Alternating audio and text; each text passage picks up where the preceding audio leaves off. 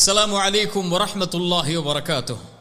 அல்லாஹுடைய மார்க்கத்திற்காக தியாகம் செய்த நபித்தோழர்களுடைய வரலாற்றில் ஹப்பாப் இப்னு அரத் ரலியல்லாஹு அன்ஹு அவருடைய வரலாற்றை இன்று நாம் பார்க்க இருக்கிறோம். எத்தனையோ நபித்தோழர்களுடைய வரலாற்றை நாம் பார்த்தாலும் இந்த நபித்தோழருடைய வரலாறு என்னுடைய உள்ளத்திற்கு மிக நெருக்கமானது. அவருடைய ஈமானை நாம் அறியும் போது, அவருடைய தியாகத்தை நாம் அறியும் போது நம்முடைய ஈமானை பலப்படுத்த அது உதவி செய்யும். அல்லாஹ் அந்த வாய்ப்பை எனக்கும் உங்களுக்கும் தருவானாக. ஹப்பாப் இப்னு அரத் ரலியல்லாஹு அன்ஹு மக்காவுடைய சந்தையில் விலை பேசப்படுகிறார். அன்மார் என்று அழைக்கக்கூடிய ஒரு பெண்மணி, ஹுஸாஇ கோத்திரத்தை சார்ந்த, உயர்குல கோத்திரத்தை சார்ந்த மக்காவில் இருக்கக்கூடிய அந்த பெண்மணி அந்த சந்தைக்கு வருகிறார். அங்கே புத்தி கூர்மை உள்ள தெளிவான வாலிப வயதில் இருக்கக்கூடிய, தன்னுடைய பட்டறையில் வாழ் செய்வதற்கான வேலையை கற்றுக் கொடுத்து அந்த வேலையை வாங்குவதற்கான ஒரு அடிமையை தேடுகிறார். அப்போது அவர்களுடைய கண்களில் படுகிறார் ஹப்பாப் இப்னு அரத் ரலியல்லாஹு அன்ஹு. அவர்களை விலை பேசுகிறார்கள். விலை கொடுக்கப்பட்டு அந்த அடிமையாக அவரை அழைத்து செல்கிறார்கள். அழைத்து செல்லும் போது கேட்டார்கள், உன் பெயர் என்ன என்று. அவர் சொன்னார், ஹப்பாப் என்று. உன்னுடைய தந்தை பெயர் அரத். எந்த ஊரை சார்ந்தவன் நீ? நஜித். அப்படி என்றால் நீ அரபிதானே? ஆம், நாம் அரபிதான். நான் தமீம் கோத்திரத்தை சார்ந்தவன். என்னுடைய கோத்திரத்தார்களுக்கும் இன்னொரு உயர்குல கோத்திரத்தார்களுக்கும் இடையே நடந்த சண்டையில் என்னுடைய கோத்திரத்தார் தோல்வியுற்றார்கள். அதனால் அங்கு இருக்கக்கூடிய பெண்களையும் அங்கு இருக்கக்கூடிய வாலிபர்களையும் சிறுவர்களையும் அவர்கள் அடிமையாக்கினார்கள். அந்த அடிமையாக நான் மாறி மாறி இப்போது மக்காவுடைய சந்தையில் விலை பேசி உம்முடைய கரத்தில் நான் வந்திருக்கிறேன் என்று சொன்னார்கள். அன்மார் அவர்களுடைய பட்டறையில் அழைத்து சென்று வாளை செய்யக்கூடிய பணியை அவருக்கு கொடுக்கிறார்கள். அவருடைய புத்தி கூர்மையால் மக்காவில் வாழ் செய்யக்கூடிய பணியாளர்களிலேயே மிகச்சிறந்த பணியாளராக ஹப்பாப் இப்னு அரத் ரலியல்லாஹு அன்ஹு மாறுகிறார்கள். குறைஷி தலைவர்களுக்குள் மிகச்சிறந்த வாழ் செய்யக்கூடிய நபர் என்ற பெயரை ஹப்பாப் இப்னு அரத் ரலியல்லாஹு அன்ஹு பெற்றுக் கொள்கிறார்கள். அவருக்கு 20 வயதிற்கு நெருக்கமாக இருக்கக்கூடிய நிலையிலேயே ஹப்பாப் இப்னு அரத் ரலியல்லாஹு அன்ஹு அடிமையாக இருக்கக்கூடிய சூழலில் அல்லாஹுடைய ரசூல் ஸல்லல்லாஹு அலைஹி வஸல்லம் அவர்களுடைய வருகையை கேள்விப்படுகிறார்கள். இப்படி முஹம்மது என்று ஒரு மனிதர் பனு ஹாஷிமுடைய கோத்திரத்தாடமிருந்து வந்திருக்கிறார். அவர் இறைவனை ஒருவன் என்று ஒருமைப்படுத்துகிறார், சிலைகளை பொய்ப்பிக்கிறார், அடிமைத்தனத்திலிருந்து சுவாச காற்றை சுவாசிப்பதற்காக மக்களை அழைக்கிறார் என்ற செய்தியை கேட்டவுடன் அவர்களுடைய உள்ளம் இயற்கையாகவே சத்தியத்துடைய தேடலில் இருந்த காரணத்தால் அந்த சத்தியத்தை ஏற்பதற்கு தயாராகி அல்லாஹுடைய தூதரை சந்தித்து அல்லாஹுடைய மார்க்கத்தை ஏற்றுக்கொள்கிறார். அல்லாஹுடைய மார்க்கத்தை ஏற்ற 6வது நபர்களில் ஹப்பாப் இப்னு அரத் ரலியல்லாஹு அன்ஹு அவர்கள்தான். 6வது இஸ்லாமை ஏற்ற இந்த நபர் அல்லாஹுடைய தூதர் ஸல்லல்லாஹு அலைஹி வஸல்லமுடைய கரத்தால் ஏற்றதற்கு பிறகு வெளிப்படையாகவே தான் முஸ்லிம் என்பதை, அல்லாஹ்வுடைய மார்க்கத்திற்கு கட்டுப்பட்டவன் என்பதை அறிவிக்கிறார். அல்லாஹு அக்பர். மக்கா குறைஷி தலைவர்கள் மத்தியிலே அந்த பேச்சு பரவுகிறது. அவருடைய எஜமானி அன்மாரிடத்திலும் அந்த பேச்சு பரவப்படுகிறது. அன்மார் அவர்களுடைய சகோதரி சிபாயை அழைக்கிறார். சிபாயை அழைத்து சொன்னார், நீ ஹப்பாபிடம் சென்று அவரிடத்திலே கேள் இந்த செய்தியை குறித்து என்று. சிபா வருகிறார். வந்து கேட்டார், ஹப்பாபே, ஒரு செய்தியை உண்மை பற்றி நாம் கேள்விப்படுகிறோம், அது உண்மையாக இருக்கக்கூடாது என்று கருதுகிறோம். ஹப்பாப் சொன்னார்கள், என்ன செய்தி அது? சொன்னார்கள், நீ முஹம்மதை, பனு ஹாஷிம் கோத்திரத்தை சார்ந்த முஹம்மதை ரசூலாக ஏற்றுக்கொண்டாயா? அவர் சொல்லக்கூடிய கொள்கையை ஏற்றுக்கொண்டாயா? சொன்னார்கள், ஆம், நான் மதம் மாறவில்லை, நீ சொல்வதை போல் நான் ஏற்றுக்கொண்டேன். படைத்த இறைவன் ஒருவன் என்பதையும், நீங்கள் வணங்கக்கூடிய சிலைகளையும் தெய்வங்கள் பொய் என்பதையும், முஹம்மது அவர்கள் ரசூல் என்பதையும் நான் ஏற்றுக்கொண்டேன் என்று சொன்ன மாத்திரத்திலேயே சிபா கோபமடைந்து, அவர்களோடு வந்த குறைஷி வாலிபர்களும் கோபமடைந்து அந்த பட்டறையில் இருக்கக்கூடிய இரும்பை கொண்டு ஹப்பாபை தாக்குகிறார்கள். அல்லாஹுடைய தீனை விட்டு வெளியேறு என்று தாக்குகிறார்கள். லாத் உஸ்ஸாவை தான் நீ வணங்க வேண்டும் என்று தாக்குகிறார்கள். அவரை அந்த சுடு மண்ணில், பாலைவன மண்ணில் இழுத்து வந்து அங்கு இருக்கக்கூடிய எல்லோரும் ஹப்பாபை அடிக்கிறார்கள். அவருடைய இரத்தம் அவருடைய உடம்பில் இருந்து வெளியேறி அவர் மயக்கமாகக்கூடிய சூழல் வரை ஹப்பாப் அல்லாஹுடைய தீனுக்காக தாக்கப்படுகிறார், கொடுமைப்படுத்தப்படுகிறார். அந்த இரும்பு ஆடைகளை கொண்டு அவரை அணிவித்து அந்த பாலைவன சூட்டோடு சூட்டாக அவருடைய உடம்பை பொசுக்குகிறார்கள். ஹப்பாப் மூர்ச்சையாகிறார். உணவில்லாமல், தண்ணீர் இல்லாமல் அவரை தடுத்து வைக்கிறார்கள். லா இலாஹ இல்லல்லாஹ். இன்னும் ஹப்பாப் அல்லாஹுடைய தீனில் உறுதியாக இருப்பதை பார்த்தவுடன் நெருப்பு கங்குகளை கொண்டு, சுப்ஹானல்லாஹ், இந்த செய்தியை கொஞ்சம் நினைத்து பாருங்கள், நெருப்பு கங்குகளை கொண்டு அவருடைய முதுகில் சூடு காட்டி அவருடைய முதுகில் உள்ள தோள்கள் அனைத்தையும் உருக்குகிறார்கள், நெருப்பில் இரும்பை உருக்குவதைப் போல். பின்னால் காலத்திலே உமர் இப்னுல் கத்தாப் ரலியல்லாஹு அன்ஹு அவருடைய ஆட்சி காலத்திலே ஹப்பாபை உமர் சந்திக்கும் போது அவர்கள் சந்தித்த சோதனையை பற்றி கேட்கும் போது எதுவும் பதில் கூறாமல் ஹப்பாப் தன்னுடைய ஆடையை திறந்து உமர் அவர்களுக்கு காண்பித்தார்கள். உமர் அதை பார்த்தவுடன் அழ ஆரம்பித்தார்கள். அவர்களுடைய முதுகில் தோள்களே இல்லை. அல்லாஹ் அக்பர். நெருப்பு பொசுக்கப்பட்டு முதுகில் உள்ள தோள்கள் எல்லாம் அல்லாஹுடைய தீனுக்காக, அல்லாஹுடைய மார்க்கத்திற்காக அர்ப்பணித்திருந்தார்கள்.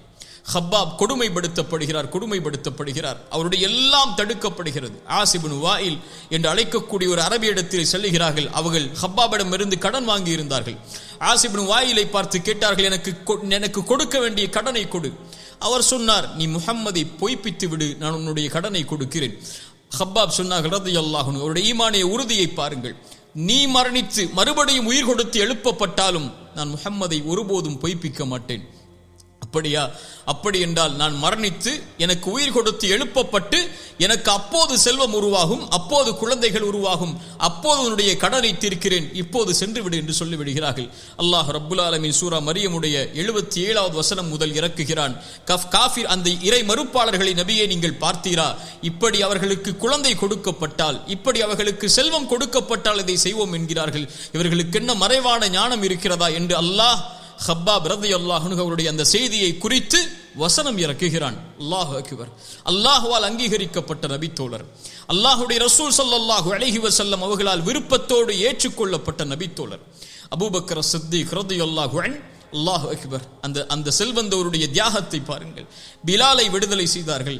அது போலவே அடிமைத்தனத்தில் இருந்து ஹப்பாப் அவர்களை அவர்களுடைய எஜமானிடத்திலே விலை பேசி ஹப்பாபை விடுதலை செய்தார்கள் அபூபக்கர் சித்திக் ரலியல்லாஹு அன்ஹு அவர்கள். அல்லாஹுடைய தூதர் ஸல்லல்லாஹு அலைஹி வஸல்லம் அவர்களை சந்திக்கிறார்கள். ஹப்பாப் சந்தித்து கேட்டார்கள், யா ரசூலல்லாஹ், எங்களுடைய சிரமங்களை நீங்கள் பார்க்கவில்லையா? எங்களுடைய உடம்பை பாருங்கள், எங்களுடைய இரத்தங்களை பாருங்கள், நாங்கள் படக்கூடிய கஷ்டங்களை, இன்னல்களை பாருங்கள். அல்லாஹுடைய ரசூலே, எங்களுக்காக அல்லாஹ்விடத்திலே உதவி கேட்டு நீங்கள் பிரார்த்தனை செய்ய மாட்டீர்களா என்ற அந்த ஏக்கத்தோடு அந்த முஸ்லிம் ஏழைகளுடைய கண்ணீரோடு ஹப்பாப் அவர்கள் அல்லாஹுடைய ரசூலை சந்திக்கிறார்கள். அல்லாஹுடைய ரசூல் ஸல்லல்லாஹு அலைஹி வஸல்லம் கஅபாவிற்கு அருகிலே இருந்தவர்கள் ஹப்பாபை பார்த்து சொன்னார்கள், ஹப்பாப், இதையா சோதனை என்கிறாய்? இதற்கு முன்னால் உள்ள சமூகம் எப்படியெல்லாம் சோதிக்கப்பட்டிருக்கிறது தெரியுமா? ஒரு மனிதரை அழைத்து வருவார்கள், படைத்த இறைவனை ஒருவன் என்பதை கூறுவதை விட்டு விலகிவிடு என்று அவரை எச்சரிப்பார்கள். அவர் மறுப்பார். ரம்பத்தை எடுத்து வந்து தலையில் வைத்து 2 துண்டாக பிளந்து விடுவார்கள் ஹப்பாப். இன்னொரு மனிதரை அழைத்து வருவார்கள், இரும்பு சீப்புகளை கொண்டு அவருடைய முதுவை சொறிவார்கள். லா இலாஹ இல்லல்லாஹ்வை விட்டுவிடு என்று. அவர் முடியாது என்பார். வமா யசுத்துஹு தாலிக அன் தீனி. மிக முக்கியமாக தங்கத்தால் எழுதப்பட வேண்டிய வார்த்தைகள் அது. அவர்களுடைய வேதனை எதுவும் அவர்களை அல்லாஹுடைய தீனிலிருந்து திருப்பி விடாது. எந்த சோதனை கொடுக்கப்பட்டாலும் அல்லாஹுடைய தீனில் உறுதியோடு இருந்து அவர்கள் பொறுமை காப்பார்கள். நாம் ஏதாவது ஒரு சோதனை வந்தாலே அல்லாஹ்வை மறந்து விடுகிறோம், அல்லாஹுடைய தீனை மறந்து விடுகிறோம், அல்லாஹுடைய தீனை விட்டு தூரமாகி விடுகிறோம். ஹப்பாபிற்கு பாடம் புகட்டினார்கள் அல்லாஹுடைய ரசூல். இந்த தியாகங்கள் எதுவும் அவர்களுடைய மார்க்கத்திலிருந்து திருப்பாது. ஹப்பாப், நற்செய்தி பெற்றுக்கொள். இந்த தியாகத்துடைய பலன் முடிவு என்ன தெரியுமா? வல்லாஹி லயுத்திம்மன்னல்லாஹு ஹாதல் அம்ர். அல்லாஹ் அவனுடைய மார்க்கத்தை நிலைப்படுத்தியே தீருவான். ஹப்பாப், வலாகின்னக்கும் தஸ்தஅஜிலூன். ஆனால் நீங்கள் அவசரப்படுகிறீர்கள் ஹப்பாப். அல்லாஹ் அக்பர். அல்லாஹ்வுடைய சோதனையில் அவசரப்படுகிறீர்கள். அல்லாஹ் நாடுகின்ற நாள் வரை இந்த சமூகம் இதை அனுபவித்து தான் ஆக வேண்டும். அதற்கு பிறகு அல்லாஹ் கொடுக்கின்ற வெற்றிக்கான அடித்தளங்கள் தான் ஹப்பாப். நீங்கள் அவசரப்படுகிறீர்கள் என்று அல்லாஹ்வுடைய ரசூல் ஸல்லல்லாஹு அலைஹி வஸல்லம் ஹப்பாப் ரலியல்லாஹு அன்ஹு அவர்களை பார்த்து சொன்னார்கள். ஹப்பாப் ரலியல்லாஹு அன்ஹு மிகச் சிறந்த சிந்தனையாளர். குர்ஆனை கற்றுக் கொடுக்கும் அளவிற்கு அல்லாஹுடைய ரசூலோடு நெருக்கமாக இருந்து குர்ஆனை கற்று பிறருக்கு கற்றுக் கொடுப்பவர். நமக்கு தெரியும், உமர் இப்னுல் கத்தாப் ரலியல்லாஹு அன்ஹு அல்லாஹுடைய தூதரை கொலை செய்வதற்காக புறப்பட்ட நபித்தோழர். செல்லும் வழியில் உம்முடைய சகோதரி இஸ்லாமை ஏற்றார்கள், அவர்களை சென்று கண்டு என்று ஒரு நபித்தோழர் சொல்கிறார்கள். ஓடி அவர்கள் ஃபாத்திமா அவர்களுடைய சகோதரியுடைய வீட்டுக்கு வருகிறார்கள். சயீத் இப்னு ஸைத் அவர்களுடைய கணவரும் ஃபாத்திமா அவர்களும் குர்ஆனை ஓதக்கூடிய சத்தம் கேட்கிறது. உமர் அவர்கள் கோபத்தில் சென்று அவர்களுடைய சகோதரியை அடிக்கிறார்கள், தாக்குகிறார்கள். ரத்தம் அடிவதை பார்த்தவர்களுடைய உள்ளம் இறங்குகிறது. அப்போது அவர்கள் கொண்டிருந்த அவர்கள் ஓதிய குர்ஆனை கேட்கிறார்கள். அப்போது அவர்களுக்கு குர்ஆனை கற்றுக் கொடுத்து கொண்டிருந்தது ஹப்பாப் இப்னு அரத் ரலியல்லாஹு அன்ஹு. ஹப்பாப் அவர்கள் உமரை பார்த்தவுடன் சொன்னார்கள், உமரே, உம்மை குறித்துதான் அல்லாஹுடைய தூதர் பிரார்த்தனை செய்ததை பார்த்தேன். யா அல்லாஹ், இந்த இருவரில் ஒருவரை கொண்டு இந்த அல்லாஹுடைய தீனை உறுதிப்படுத்தி கண்ணியப்படுத்தி என்றார்கள். அல்லாஹ் உம்மை தேர்ந்தெடுத்து கண்ணியப்படுத்தி விட்டான் உமரே என்று ஹப்பாப் இப்னு அரத் ரலியல்லாஹு அன்ஹு அவர்கள் சொன்னார்கள். அல்லாஹுடைய ரசூல் ஸல்லல்லாஹு அலைஹி வஸல்லம் அவர்களோடே தன்னுடைய வாழ்வை கழித்த ஹப்பாப் அல்லாஹுடைய ரசூலுக்கு பாதுகாவலராக இருந்தார்கள். ஒரு முறை பத்ருடைய போர்க்களத்துடைய இரவில் அல்லாஹுடைய ரசூல் ஸல்லல்லாஹு அலைஹி வஸல்லம் அவர்களோடு இரவுடைய நேரம் முழுவதும் பாதுகாவலராக இருக்கிறார்கள்.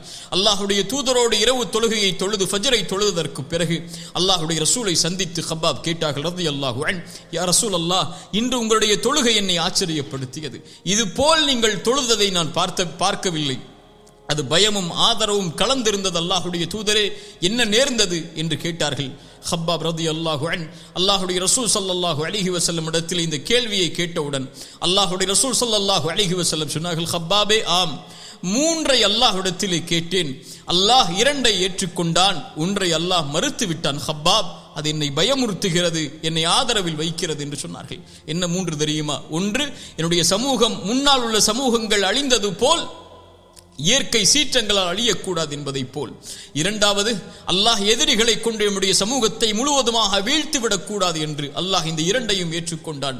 3வதாக கேட்டேன், யா அல்லாஹ், என்னுடைய சமூகத்தில் பிரிவுகள் இருக்கக்கூடாது என்று அல்லாஹ் அதை நிராகரித்து விட்டான், ஏற்க மறுத்து விட்டான் ஹப்பாபே என்று ஒரு பொக்கிஷமான ஹதீஸை ஹப்பாப் இடத்தில் அல்லாஹுடைய ரசூல் ஸல்லல்லாஹு அலைஹி வஸல்லம் அவர்கள் எடுத்து சொன்னார்கள். அல்லாஹுடைய ரசூல் ஸல்லல்லாஹு அலைஹி வஸல்லம் அவர்களோடு பத்ரில் கலந்து கொண்டார்கள், அவர்களோடு உஹுதில் கலந்து கொண்டார்கள், அவர்களோடு எல்லா போர்க்களங்களிலும் ஹப்பாப் இப்னு அரத் ரலியல்லாஹு அன்ஹு அவர்கள் கலந்து கொண்டார்கள். அபூபக்கர் சித்திக் ரலியல்லாஹு அன்ஹு அவர்களுடைய ஆட்சி காலத்தில் வாழ்ந்தார்கள். உமர் ரலியல்லாஹு அன்ஹு அவர்களுடைய ஆட்சி காலத்தில் வாழ்ந்தார்கள். உஸ்மான் அவர்களுடைய ஆட்சி காலத்தில் வாழ்ந்தார்கள்.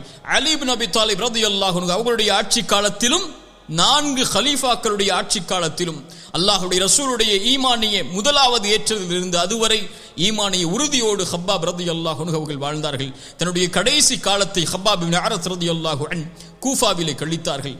கூஃபாவிலே முஸ்லிம்களுடைய ஆட்சி வந்ததற்கு பிறகு தங்கங்களும் வைரூரியங்களும் வெள்ளிகளும் மாணிக்கங்களும் முஸ்லிம்களுடைய ஆட்சியாளர்கள் மூலமாக பகிர்ந்தளிக்கப்பட்டது நபித்தோழர்களுக்கு. ஹப்பாப் ரலியல்லாஹு அன்ஹு 1000 தீனார்களை அவர்களுடைய வீட்டில் வரக்கூடிய நேரத்தில் எல்லாம் அல்லாஹ்வுடைய பாதைக்காக செலவழித்துக் கொண்டே இருப்பார்கள். மரணிக்கக்கூடிய தருவாய் ஹப்பாப் இப்னு அரத் ரலியல்லாஹு அன்ஹு அவர்களுக்கு வருகிறது. வரக்கூடிய நேரத்தில் ஹப்பாப் இப்னு அரத் ரலியல்லாஹு அன்ஹு தன்னோடு இருக்கக்கூடிய தோழரை பார்த்து கேட்டார்கள், எம்முடைய வீட்டில் எவ்வளவு தீனார்கள் இருக்கிறது என்று. ஒரு அளவை சொன்னவுடன் அழ ஆரம்பித்தார்கள். எனக்கு முன்னால் உள்ள எத்தனையோ நபித்தோழர்களை நான் பார்த்திருக்கிறேன், அவர்களுக்கெல்லாம் இந்த உலகத்தில் அல்லாஹ் எதையும் கொடுக்கவில்லை, ஆனால் எனக்கெல்லாம் அல்லாஹ் கொடுத்ததை பார்க்கிறேன். அல்லாஹ் ஹம்சாவை நான் பார்த்திருக்கிறேன், உஹதில் அவர் மரணித்ததை. முஸ்அபை பார்த்திருக்கிறேன், உஹதில் அவர் மரணித்ததை. அவர் மரணமானதற்கு பிறகு அவருடைய ஜனாசாவை அடக்கம் செய்யும் போது கஃபனை மூடினால் காலை மூடினால் தலை தெரிந்தது, தலையை மூடினால் கால் தெரிந்தது. அதற்கு கூட அவர்கள் வழி இல்லாமல் மரணித்தார்கள். அவர்களுக்கு பின்னால் வாழ்ந்த நபித்தோழர்களையும் பார்த்திருக்கிறேன். எதையும் அல்லாஹ் அவர்களுக்கு இந்த உலகத்திலே கொடுக்கவில்லை, மறுமையில் கொடுப்பதற்காக அல்லாஹ் தாமதித்து வைத்திருந்தான். ஆனால் இந்த செல்வங்களையும் என்னிடத்தில் இருக்கக்கூடிய வசதிகளையும் பார்க்கும்போது அல்லாஹ் இந்த உலகத்திலேயே எனக்கு எல்லா நன்மைகளுக்குரிய கூலியையும் அல்லாஹ் கொடுத்து விட்டானோ என்று நான் அஞ்சுகிறேன், பயப்படுகிறேன் என்று சொன்னார்கள். கடுமையான நோய்வாய்ப்படுகிறார்கள். ஹப்பாப் இப்னு அரத் ரலியல்லாஹு அன்ஹு அல்லாஹ்வுடைய சோதனை அவர்களுக்கும் விதிவிலக்கல்ல ரலியல்லாஹு அன்ஹும். அவர்கள் எல்லோர்களையும் அல்லாஹ் பொருந்திக் கொண்டிருந்தாலும் அவர்களையும் அல்லாஹ் சோதனைகளின் மேல் அல்லாஹ் அவர்களை நெருக்கிக் கொண்டே இருந்தான். ஏன்? அல்லாஹ் விரும்பியவர்களை அல்லாஹ் சோதிப்பான். அந்த சோதனை இல்லாமல் வெற்றி இல்லை, அந்த சோதனை இல்லாமல் சொர்க்கம் இல்லை. எந்த நபித்தோழரையும் அல்லாஹ் விதிவிலக்கு இல்லாமல் சோதித்தான். கடுமையான நோய். அவர்கள் சொன்னார்கள், அல்லாஹ்வுடைய ரசூல் ஸல்லல்லாஹு அலைஹி வஸல்லம் மரணத்திற்காக பிரார்த்தனை செய்யக்கூடாது என்று தடுத்திருக்கிறார்கள். இல்லை என்றால் இந்த நோயுடைய கடுமை என்னை தாக்குகிறது, மரணத்திற்காக பிரார்த்தனை செய்ய வேண்டும் என்று என்னுடைய மனம் ஆசைப்படுகிறது. அல்லாஹ்வுடைய ரசூல் தடுத்த காரணத்தால் என்னால் அதற்குரிய பிரார்த்தனையை செய்ய முடியவில்லை. இந்த ஹப்பாப் இப்னு அரத் ரலியல்லாஹு அன்ஹு தன்னுடைய நிலைமையை நினைத்தே அல்லாஹ்வை அஞ்சியவர்களாக கூஃபாவிலேயே ஹப்பாப் இப்னு அரத் ரலியல்லாஹு அன்ஹு மரணமாகி விடுகிறார்கள். அலி இப்னு அபி தாலிப் ரலியல்லாஹு அன்ஹு ஹப்பாப் இப்னு அரத்தை அவர்களுடைய மரணத்திற்கு பிறகு அவர்களை சந்திக்கிறார்கள். சந்தித்து சொன்னார்கள், ஹப்பாபே, உமக்கு அல்லாஹ் இரக்கம் காட்டட்டும். முழு மனதோடு அல்லாஹ்வுடைய தீனை நீ ஏற்றுக்கொண்டாய், அல்லாஹ்விற்கு கட்டுப்பட்டு அல்லாஹ்வுடைய பாதையில் ஹிஜ்ரத் செய்தாய். வஆஷ முஜாஹிதன், வாழ்நாள் முழுக்க அல்லாஹ்வுடைய பாதையில் போராடுவதற்காகவே வாழ்ந்தாய். அல்லாஹ்வுடைய நன்மையில் எதையும் குறைவு வைக்க மாட்டான் ஹப்பாபே என்று அலி இப்னு அபி தாலிப் ரலியல்லாஹு அன்ஹு ஹப்பாப் இப்னு அரத்தை வாழ்த்தினார்கள். கண்ணியத்துக்குரியவர்களே, இவர்களுடைய சோதனைகளுக்கு முன்னாலெல்லாம், இவர்களுடைய வாழ்நாளுக்கு முன்னாலெல்லாம், இவர்கள் வாழ்நாளில் செய்த அர்ப்பணிப்புகளுக்கும் தியாகங்களுக்கும் அங்கீகாரத்திற்கும் முன்னாலெல்லாம் நானும் நீங்களும் எம்மாத்திரம் என்ன தியாகங்களை அல்லாஹுடைய மார்க்கத்திற்காக முன்வைத்திருக்கிறோம், என்ன தியாகத்தோடு அல்லாஹுடைய தீனுக்காக நாம் வாழ்ந்து கொண்டிருக்கிறோம். ஒரு சிறு சோதனை வந்தாலே சறுக்கி விடுகிறோம் அல்லாஹுடைய பாதையை விட்டு. ஒரு சிறு வேதனை வந்தாலே ஹராமை நோக்கி சென்று விடுகிறோம். என்ன ஆனாலும், உயிரெடுக்கப்பட்டாலும், உறவுகள் பிரிக்கப்பட்டாலும், தன் நிலையை மறக்கும் அளவிற்கு அவர்கள் வேதனைக்கு உட்படுத்தப்பட்டாலும், தன்னுடைய செல்வம் எடுக்கப்பட்டாலும், ஊர் எடுக்கப்பட்டாலும், குடும்பம் பிரிக்கப்பட்டாலும், தன்னுடைய உடம்புகள் சிதைக்கப்பட்டாலும், தன் உயிரை எடுக்கப்படக்கூடிய சூழ்நிலை வந்தாலும், அல்லாஹுடைய மார்க்கத்தில் அவர்களுக்கு இருந்த உறுதியில் ஒரு கடுகையாவது, ஒரு சின்ன அணுவையாவது நானும் நீங்களும் சுமக்கிறோமா என்பதை கொஞ்சம் யோசித்து பாருங்கள். அல்லாஹ் நம்முடைய மார்க்கத்திலே அல்லாஹ் எம்மை உறுதிப்படுத்துவானாக. பிலால், அம்மார், ஹப்பாப், இது போன்ற ஏழை சஹாபாக்கள், அடிமையாக வாழ்ந்த சஹாபாக்கள், இவர்களுடைய சுவாச காற்று இஸ்லாம். அவர்களை அடிமைத்தனத்திலிருந்து வெளியேற்றி அல்லாஹுடைய ரசூலோடு சஹாபாக்களோடு நேராக அமர்த்தியது அல்லாஹுடைய மார்க்கம் இஸ்லாம். அதை அவர்கள் ஏற்றுக்கொண்டதற்காக வாழ்ந்து மரணித்த வரலாறுகள் எல்லாம் எம்முடைய முன்னோர்களாகிய இவர்களின் வரலாறுகள். இதிலிருந்து பாடம் பெறக்கூடிய, படிப்பணி பெறக்கூடிய மக்களாக அல்லாஹ் ரப்புல் ஆலமீன் என்னையும் உங்களையும் ஆக்குவானாக. أقول قولي هذا أستغفر الله لي ولكم. السلام عليكم ورحمة الله وبركاته.